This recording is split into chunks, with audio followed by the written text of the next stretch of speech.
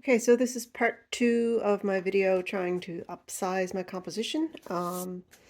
This is the collages as I left them yesterday, the four separate ones, and each of them, if you remember, I had a small composition in my journal that used just three pieces of paper in the collage, and I really liked that. So I'm going to glue these bits down next. I may make some minor changes and then I'll decide what to do with each one of them.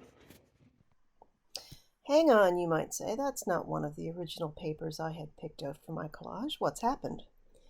Well, I'll tell you what, when I went to use the original paper, which is this one that I really liked, I laid it down, I put my matte medium on the back of it, and I put some matte medium on the front of it because I often do that to sort of help stabilize things.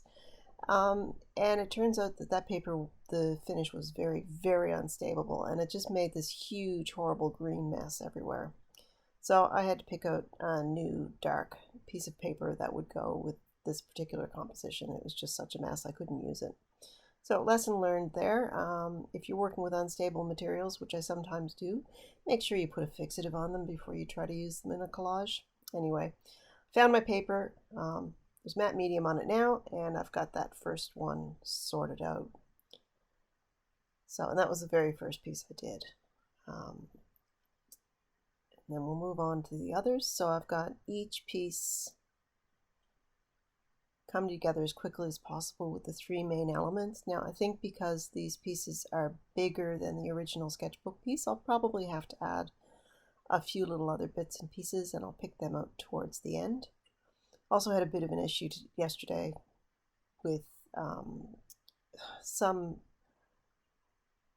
unkind person, shall we say, on YouTube decided to lodge a copyright claim against some of my music. Now I'll tell you that the music that I used in the video that they talked about was from Adobe Rush video editing, and it is not a copyright infringement. It's just someone wasting my time, so that threw me a little bit, and then I started to make mistakes. So, oh well. There you go. So you'll see that I'm picking up the papers that I had originally, and in some cases I'm making little adjustments to them. I do this as I go along. I have a very sort of fluid style of work, and it just things evolve as I go. Each of the papers that I'm putting down here, there's a slight overhang on the edge. So once these are dried, what I'll do is trim the edges so that I have a nice, neat composition to work with. It helps me visualize the finished product a little better as I'm starting to add and refine elements on the surface. You'll see also that I'm laying waxed paper down on top of my collage papers. This one is bleeding a bit as well, but I've put matte medium on it, so it should be fine. I lay matte wax paper down on top of my collage papers, which helps me really push down hard without damaging the surface of the paper. So a lot of times if I'm working with more delicate materials, they will be damaged by the catalyst wedge pushing so hard. But when I do it this way with the wax paper on top, it's not so much of an issue.